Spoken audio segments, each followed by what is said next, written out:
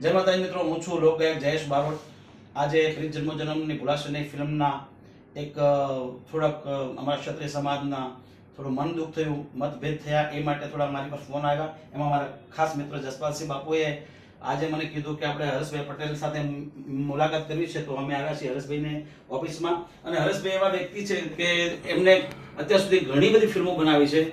એ ફિલ્મોની અંદર કોઈ સમાજને દુઃખ થાય એવી કોઈ વાર્તાઓ નથી લખી, છતાંય એ જાણે અજાણે કંઈક થઈ ગયું હોય કે ભાઈ ક્યાંય કોઈ ડાયલોગ બોલાઈ ગયા હોય તો એ પણ અત્યારે હરેશભાઈ સુધારા વધારા કરી અને ફિલ્મ રજૂ કરવા માટે તૈયાર છે। ત્યારે જસપાલસિંહ બાપુ આપણી સાથે છે।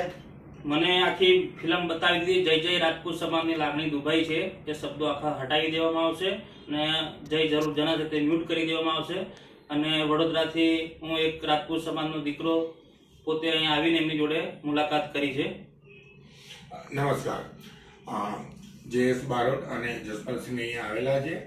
મારી ફિલ્મ પ્રીત જન્મોજન્મની ભૂલાશે 2009માં રિલીઝ થયેલી છે અને મારો વર્ષો થયા ફિલ્મ બનાવવાનું કાર્ય છે। મારે અલગ અલગ રાઇટરો ડાયરેક્ટરો આવતા હોય એટલે હું ફિલ્મો બનાવતો હોય અને અમે ક્યારેય એવું ના ઈચ્છતા હોઈએ કે કોઈ પણ સમાજની લાગણી દુભાય, પણ બાય મિસ્ટેક કે ભાઈ ક્યાંક એવું થઈ ચૂક્યું હોય તો અમે એને સુધારવા માટે તૈયાર હંમેશા રહીશું અને છીએ।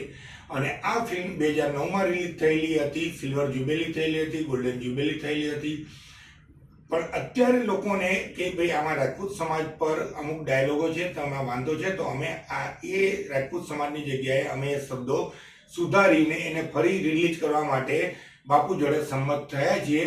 અમે નથી ઈચ્છતા કે મારા ભાઈ દરબારો રાજપૂતો ઘણા મારા ગ્રુપમાં મારા મિત્રો છે અને ના હોય કે ના હોય, પણ અમે જીવનમાં કોઈ દિવસ કોઈ સમાજની લાગણી દુભાઈ એવા કાર્યો કર્યા નથી અને કરીશું બી નહીં। અને આ ફિલ્મ ત્યારે જ રિલીઝ કરીશું કે જ્યારે એના બધા શબ્દો અમે પ્રોપર સુધારીશું કે કોઈ સમાજની લાગણી નહીં દુભાય। Thank you.